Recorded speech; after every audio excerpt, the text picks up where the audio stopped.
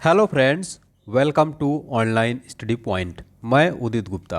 दोस्तों, आज के इस सेशन में भारत का भूगोल का एक मोस्ट इम्पोर्टेंट टॉपिक भारत की नदियां देखेंगे, जो आपका पूरा मैप के साथ कवर कराया गया है और एक एक पॉइंट पर डिस्कस किया गया है। लास्ट में आपको इसका प्रैक्टिस टेस्ट भी देना है और देखना है कि आपने जो पूरा इस वीडियो देखा है आप कितना इसमें सही कर पाते हैं। आपका एक पूरा टेस्ट हो जाएगा। तो आपके जो भी एग्ज़ाम होने वाले हैं, कोई भी एग्ज़ाम की आप तैयारी कर रहे हैं, सभी एग्ज़ाम की दृष्टि से भारत की नदियों से टॉपिक हर एग्ज़ाम में टॉपिक बनता है। तो अगर आप इस पूरा वीडियो को देख लेते हैं तो आपका यहाँ से एक भी क्वेश्चन बाहर नहीं जाएगा। तो मैं आपसे यही रिक्वेस्ट करूँगा कि आप वीडियो को अंत तक ज़रूर देखिए। चलिए फिर स्टार्ट करते हैं। पूरा टॉपिक देखेंगे मैप के साथ, तो आपको ध्यानपूर्वक ये पूरा वीडियो देखना है साथियों। स्टार्ट करते हैं। भारत का अपवाह तंत्र, यहाँ पर अपवाह तंत्र है, अफवाह नहीं है, ठीक है। देखिए, भारत के अपवाह तंत्र का नियंत्रण मुख्यतः भौगोलिक स्थलाकृतियों के द्वारा होता है। इस आधार पर भारतीय नदियों को दो मुख्य वर्गों में विभाजित किया गया है साथियों, हिमालय की नदियाँ और प्रायद्वीपीय नदियाँ। तो अपन देखते हैं भारत के अपवाह तंत्र पे हिमालय की नदियाँ कौन कौन आते हैं। सिंधु नदी तंत्र, गंगा नदी तंत्र, ब्रह्मपुत्र नदी तंत्र। प्रायद्वीपीय नदियों की बात करें तो गोदावरी, कृष्णा, नर्मदा, महानदी और कावेरी। हिमालय की नदियाँ, हिमालय की अधिकांश नदियाँ दोस्तों 12मासी हैं, यानी कि ये 12 महीने ये इसमें जल रहता है। इस वर्ष इसमें जो है वर्ष भर जल उपलब्ध रहता है, क्योंकि इन्हें वर्षा के अतिरिक्त ऊंचे पर्वत से पिघलने वाले हिमनद से भी जल प्राप्त होता रहता है, इसलिए ये 12मासी नदियाँ होती हैं। हिमालय की दो मुख्य नदियाँ हैं दोस्तों, सिंधु तथा ब्रह्मपुत्र। इस पर्वतीय श्रृंखला के उत्तरी भाग से निकलती हैं। इन नदियों ने पर्वतों को काटकर जो गार्जों का निर्माण किया है। ये नदियाँ दोस्तों अपने पर्वतीय मार्ग, युवावस्था के साथ भी आकार की घाटियाँ, क्षिप्रिकाएँ व जलप्रपात यानी वाटरफॉल का निर्माण करते हुए मैदानी भाग में प्रवेश करने के उपरांत अनेक स्थलाकृतियों या समतल घाटियाँ जैसे कि गोखुर झील, बाढ़कृत मैदान, गुम्फित वाहिकाएँ तथा डेल्टा का निर्माण करती हैं साथियों। दोस्तों, अगर बात करें प्रायद्वीपीय नदियों की, तो अधिकांश प्रायद्वीपीय नदियाँ दोस्तों ये मौसमी होती हैं, यानी मौसम पर डिपेंड करती हैं, निर्भर करती हैं, क्योंकि दोस्तों इनका प्रवाह वर्षा पर निर्भर करता है। जबकि दोस्तों कुछ नदियाँ जैसे कि कृष्णा हो गई, गोदावरी हो गई, जो विशाल प्रवाह क्षेत्र वाली नदियाँ हैं, वर्ष भर बहती हैं ये, क्योंकि दोस्तों ये नदियाँ जो हैं ऊपरी जलग्रहण क्षेत्र में दक्षिण पश्चिम मानसून से तथा निम्न क्षेत्रों में उत्तर पूर्वी मानसून से वर्षा का जल प्राप्त करती हैं। साथियों, आपको बता दें कि जो प्रायद्वीपीय पठार पर पश्चिम की ओर बहने वाली नदियां हैं, ज्वार नदमुख यानी एस्चुरी का निर्माण करती हैं। नर्मदा और ताप्ती के अलावा दोस्तों शरावती, मांडवी, जुआरी, भरतपुझा, पेरियार तथा पंबा आदि नदियां पश्चिम अरब सागर की ओर प्रवाहित होती हैं। तो दोस्तों यहाँ पर आपको बता दें प्रायद्वीपीय नदियों का उत्तर से दक्षिण की ओर क्रम जो क्या है, महानदी, गोदावरी, कृष्णा, पेन्नार, कावेरी तथा वैगेई है।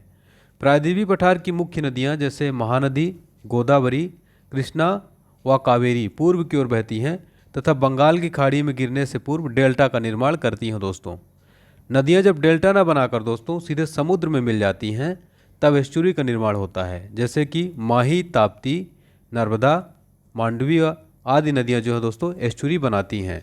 यहाँ से आपके सीधे सीधे क्वेश्चन बनता है दोस्तों, ठीक है। तो ये पॉइंट भी आपको ध्यान रखना है। प्रायद्वीपीय नदी तंत्र हिमालय प्रवाह तंत्र से पुराना है दोस्तों, और दोस्तों प्रायद्वीपीय नदियाँ एक निश्चित मार्ग पर चलती हैं, इनमें विसर्पण का अभाव होता है। देखिए दोस्तों, नदियों के अपवाह के प्रकार अपन देखते हैं। तो साथियों आपको बता दें, अपवाह प्रतिरूप में धारा एक निश्चित रूप का निर्माण करती है, जो कि उस क्षेत्र की भूमि की ढाल, जलवायु संबंधित अवस्थाओं तथा अधस्तः शैल संरचना के अनुरूप परिवर्तित होता है। तो देखिए दोस्तों, वृक्षाकार रूप देख लेते हैं। जो पेड़ की शाखाओं के अनुरूप हो उसे वृक्षाकार प्रतिरूप कहा जाता है। उदाहरण के लिए जैसे उत्तरी मैदान की नदियाँ।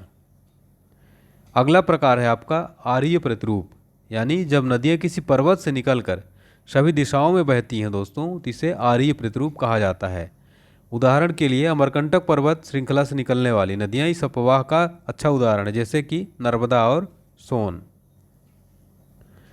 जालीनुमा प्रतिरूप, तो दोस्तों ये क्या होता है, जो नदियां एक दूसरे के समानांतर बहती हों तथा सहायक नदियां उनसे समकोण पर आकर मिलती हों, तो ऐसे प्रवाह को जालीनुमा प्रतिरूप कहते हैं दोस्तों। छोटा नागपुर का पठार, विंध्याचल पर्वत पर बहने वाली नदियां इस रूप के उदाहरण हैं। अभिकेंद्री अपवाह, तो क्या होता है दोस्तों, जब सभी दिशाओं से नदियां बहकर किसी झील में विसर्जित होती हैं, तो ऐसे अपवाह प्रतिरूप को अभिकेंद्री अपवाह रूप कहते हैं। राजस्थान और गुजरात की सभी नदियां इस प्रकार के उदाहरण हैं, जो झील या प्याला में विसर्जित होती हैं। फिर दूसरा है दोस्तों अपकेंद्री अपवाह। तो अपकेंद्री अपवाह में कई धाराएं एक ही स्थान से निकलकर चारों ओर प्रवाहित होती हैं, जैसे कि तिब्बत की नदियां। अंतःस्थलीय प्रवाह देखते हैं दोस्तों। इसमें क्या होता है दोस्तों, अंतःस्थलीय प्रवाह के अंतर्गत नदियां सागर में नहीं गिरती, बल्कि स्थानीय क्षेत्र में ही इनका मुहाना होता है।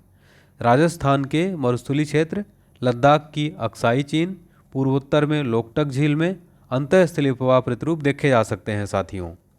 राजस्थान में कई नदियां जैसे लूनी, माछू आदि समुद्र में न जाकर मरुस्थल में ही समाप्त हो जाती हैं।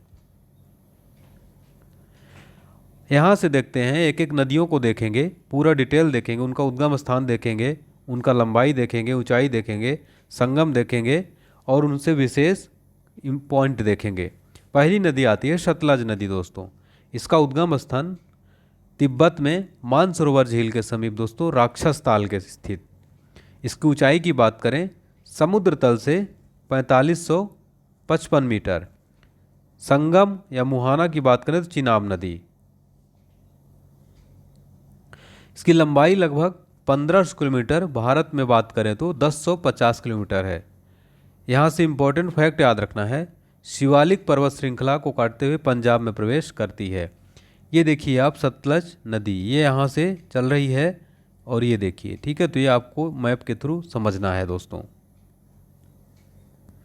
सिंधु नदी के बारे में देखते हैं। उद्गम स्थान याद रखेंगे, तिब्बत में मानसरोवर झील के पास सानोख्यावाद हिमनद से। इसका जो संगम या मुहाना की बात करें तो अरब सागर में गिरती है यह नदी। इसकी लंबाई 2880 किलोमीटर है और भारत में बात की जाए तो 11 से 14 किलोमीटर है साथियों। इसमें विशेष क्या है, इनकी सहायक नदियां हैं सतलज, चिनाब, रावी, व्यास तथा झेलम। क्वेश्चन क्या बनता है, सतलज, चिनाब, रावी, व्यास तथा झेलम किसकी सहायक नदी है, तो ये हो जाएगी ब्रह्मपुत्र की। रावी नदी के बारे में देखते हैं साथियों। उद्गम स्थान इसका है हिमाचल प्रदेश में कांगड़ा जिले के रोहतांग दर्रे के समीप। ये जो है चिनाब नदी में इसका जो है संगम है। लंबाई की बात करें तो 725 किलोमीटर इसकी टोटल लंबाई है। व्यास नदी, व्यास नदी की बात करें तो उद्गम स्थान इसका हिमाचल प्रदेश में रोहतांग दर्रे के समीप व्यास कुंड से 4330 मीटर की ऊंचाई पर। संगम या मुहाना की बात करें तो हरिके कपूरथला के पास सतलज नदी में इसका संगम है।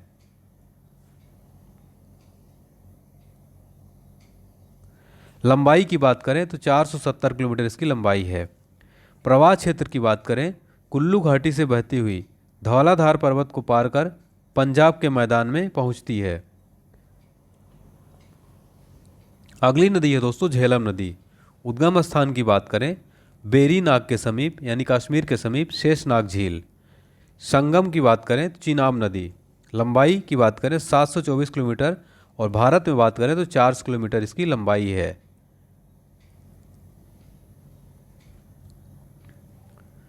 गंगा नदी की बात करें दोस्तों, उद्गम स्थान है गंगोत्री के पास गोमुख हिमानी, समुद्र तल से 3900 मीटर से अधिक ऊंचाई पर। इसकी लंबाई याद रखेंगे 2525 किलोमीटर है भारत में।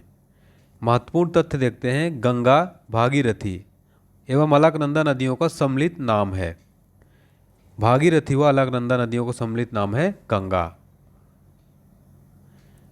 यमुना नदी की बात करें, उद्गम स्थान इसका बंदर पूंछ से पश्चिमी ढाल पर स्थित यमुनोत्री हिमानी, ऊंचाई समुद्र तल से 6316 मीटर पर। संगम या मुहाना की बात करें तो प्रयाग में, इलाहाबाद में, प्रयागराज यानी इलाहाबाद में गंगा नदी पर इसका संगम है। इसकी लंबाई की बात करें 1375 किलोमीटर यमुना नदी की लंबाई है।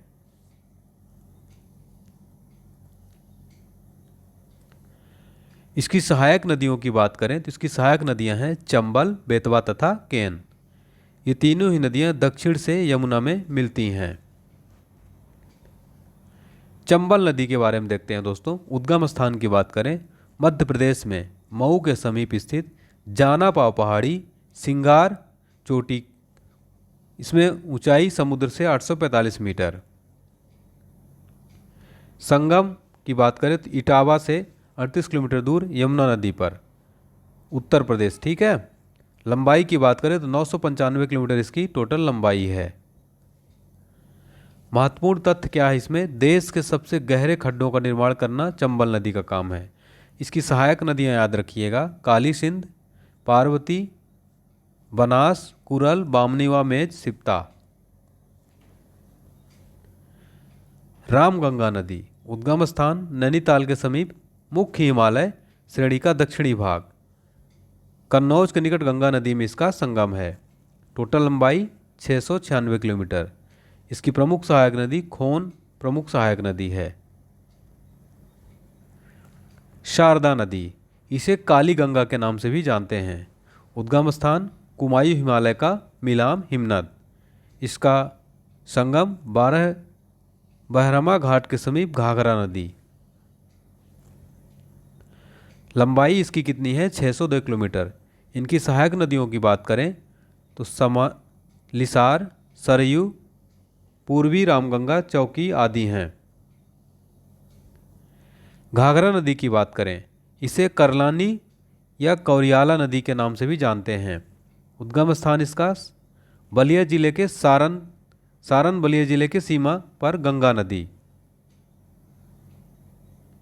लंबाई इसकी 1080 किलोमीटर।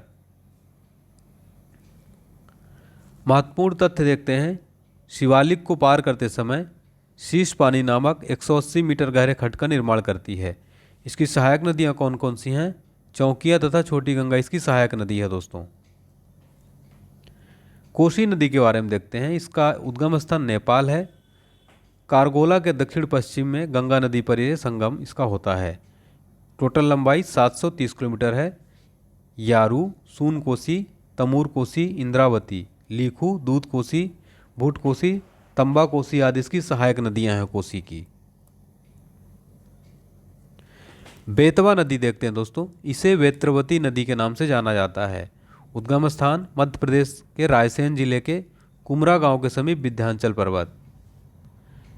संगम या मुहाना की बात करें, संगम या हमीरपुर के समीप यमुना नदी में इसका संगम है बेतवा नदी का।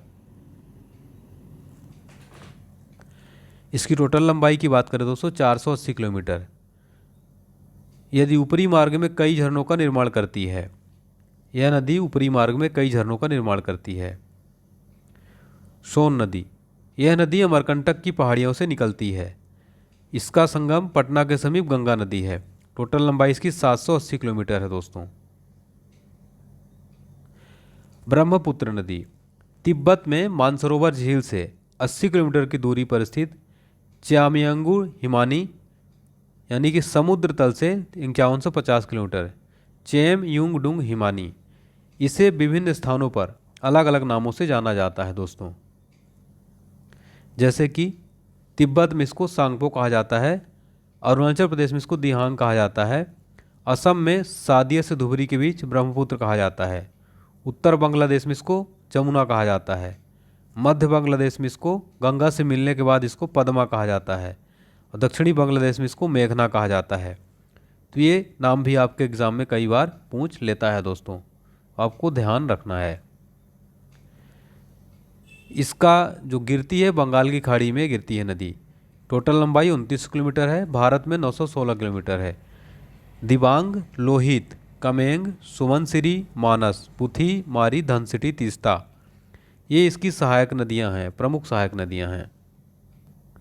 नर्मदा नदी की बात करें दोस्तों, उद्गम स्थान विंध्याचल पर्वत श्रेणियों में स्थित अमरकंटक नामक स्थान से इसका उद्गम है।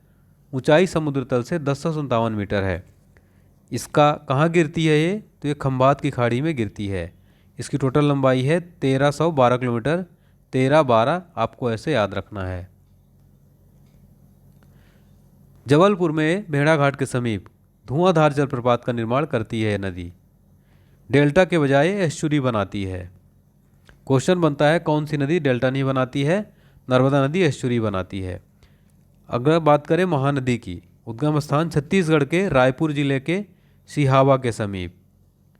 इसका मुहाना बंगाल की खाड़ी में कटक के समीप होता है।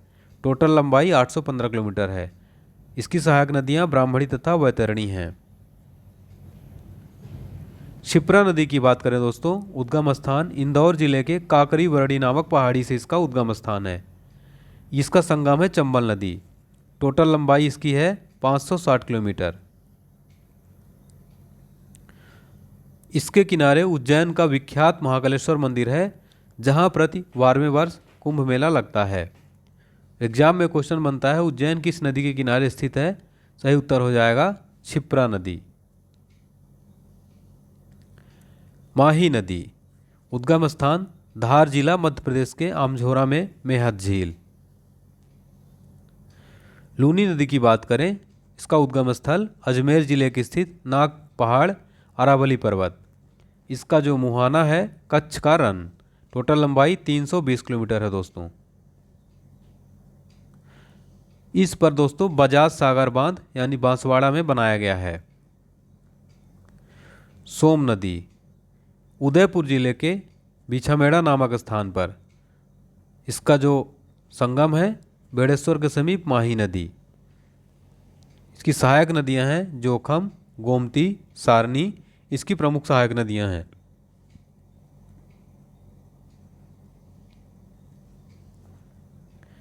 आगे देखते हैं साबरमती नदी। उद्गम स्थान उदयपुर जिले में अरावली पर्वत पर स्थित जयसमुंद झील। इसका मुहाना खंभात की खाड़ी में। इसकी टोटल लंबाई है 371 किलोमीटर। बनास नदी, इसका उद्गम स्थान है खानमोड़ की पहाड़ी, राजसमंद जिला राजस्थान। इसका संगम है चंबल रामेश्वरम के नज़दीक। इसकी टोटल लंबाई है 480 किलोमीटर।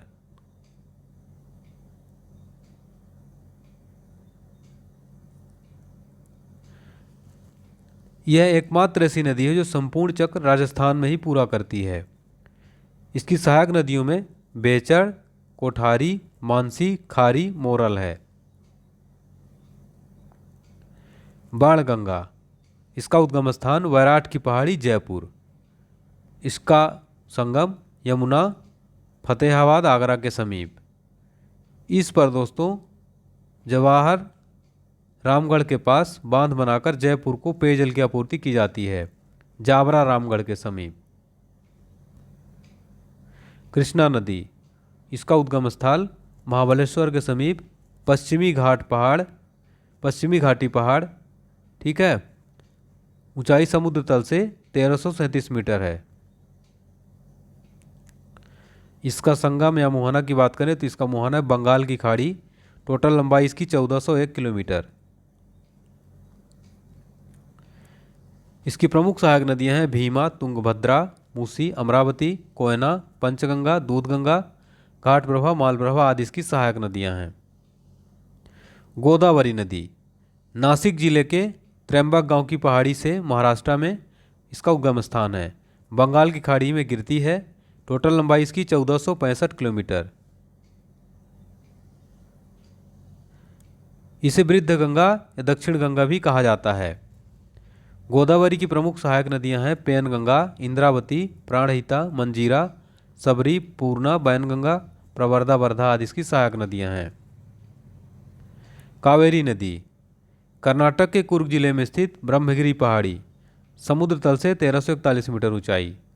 बंगाल की खाड़ी में जाकर ये गिरती है। टोटल लंबाई इसकी 800 किलोमीटर इसकी टोटल लंबाई है। इसे दक्षिण भारत की गंगा के रूप में जाना जाता है। शिव समुद्रम जलप्रपात जो है इसी नदी पर बनाया गया है। तुंगभद्रा नदी।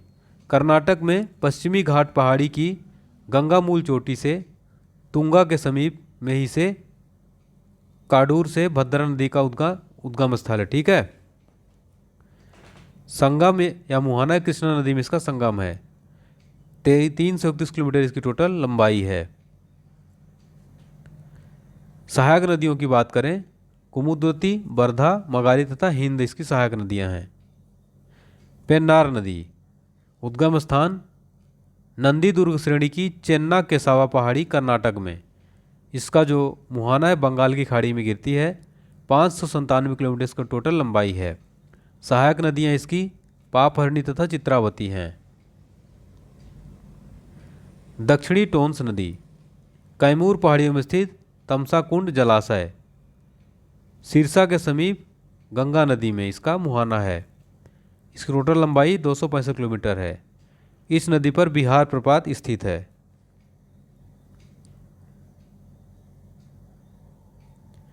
पेरियार नदी, पेरियार झील में इसका उद्गम स्थल है। यह केरल राज्य में प्रवाहित होती है। उमियम नदी, इसका उद्गम स्थल उमियम झील मेघालय में है। हुगली नदी, ये गंगा की एक शाखा है जो धुलिया पश्चिम बंगाल के दक्षिण गंगा से अलग होती है। इसका मुहाना बंगाल की खाड़ी में है। सहायक नदी की बात करें, इसकी प्रमुख सहायक नदी जलांगी है। वैगई नदी, उद्गम स्थान कंडन मडिकन्नीर पश्चिमी घाट में मदुरई के समीप तमिलनाडु में। इसका मुहाना बंगाल की खाड़ी में है। टोटल लंबाई 288 किलोमीटर है। सहायक नदियां इसकी कुमुम, वर्सनाड, सलियार, तेबियार, बराह तथा मंगलार इसकी सहायक नदियां हैं। अब आती है आपके टेस्ट की बारी। जानिए आपका स्कोर, आपने इस पूरा वीडियो को देखकर आपने कितना स्कोर किया है। भारत की बृहत्तम नदी कौन सी है? गोदावरी, कृष्णा, महानदी, गंगा। सही जवाब गंगा है।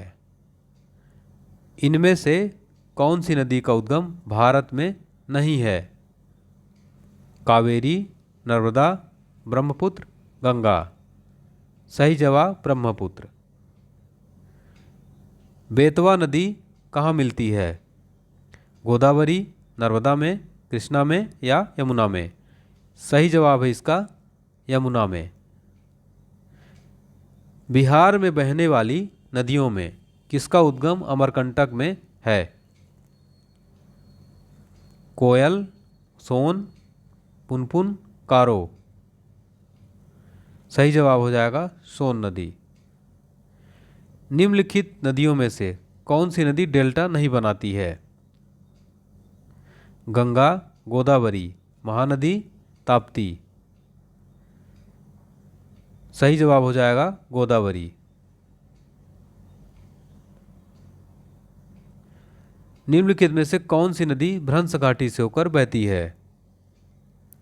चंबल, नर्मदा, कावेरी, गोदावरी।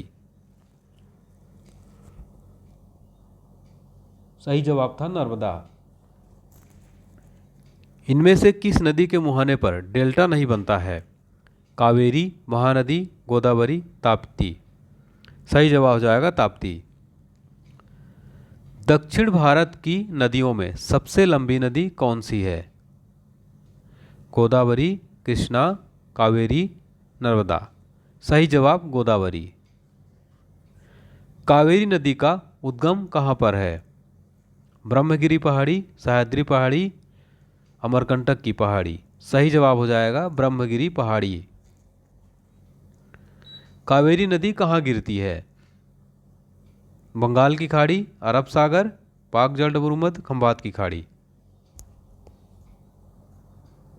सही जवाब बंगाल की खाड़ी में। कावेरी नदी जल विवाद मुख्यतः किन दो राज्यों के मध्य है? कई बार क्वेश्चन में पूछा गया है। आंध्र प्रदेश, तमिलनाडु, केरला, कर्नाटक, केरल, तमिलनाडु, कर्नाटक, तमिलनाडु। कर्नाटका तथा तमिलनाडु। निम्न में से कौन सी दो नदियां अमरकंटक से निकलती हैं? ताप्ती व नर्मदा, नर्मदा व सोन, सोन व बेतवा, चंबल व बेतवा। सही जवाब है नर्मदा व सोन। दामोदर नदी कहाँ से निकलती है?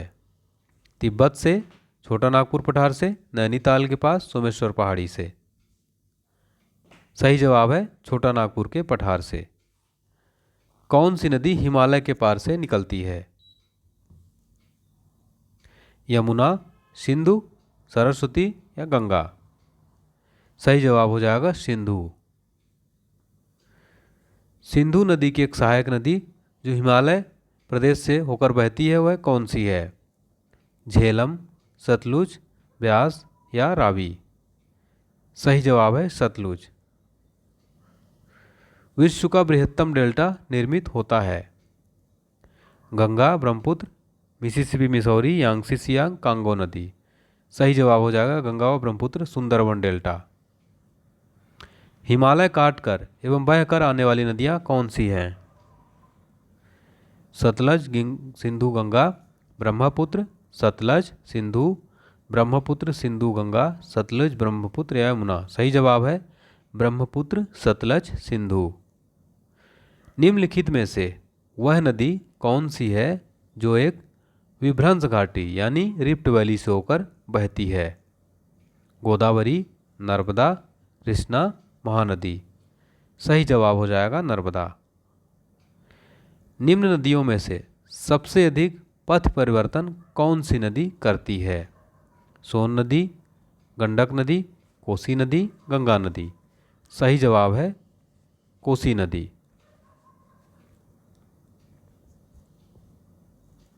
प्रायद्वीपीय भारत की सबसे बड़ी नदी कौन सी है? इंपॉर्टेंट क्वेश्चन है ये। नर्मदा, गोदावरी, महानदी, कावेरी। सही जवाब है गोदावरी नदी। इनमें से कौन सी नदी कच्छ के रन में समाहित होती है? साबरमती, लूनी, बेतवा, इनमें से कोई नहीं। लूनी नदी। निम्न में से कौन सी बिंद सतपुड़ा पर्वत श्रेणी के बीच से बहती है? चंबल, केन, बेतवा, नर्मदा। सही जवाब है नर्मदा। भारत और बांग्लादेश के बीच एक नदी को लेकर विवाद है, उस नदी का क्या नाम है? तीस्ता, गंगा, ब्रह्मपुत्र या इनमें से कोई नहीं। सही जवाब हो जाएगा तीस्ता। पंचगंगा तथा दूधगंगा किसकी सहायक नदियां हैं? कृष्णा, गोदावरी, गंगा या झेलम।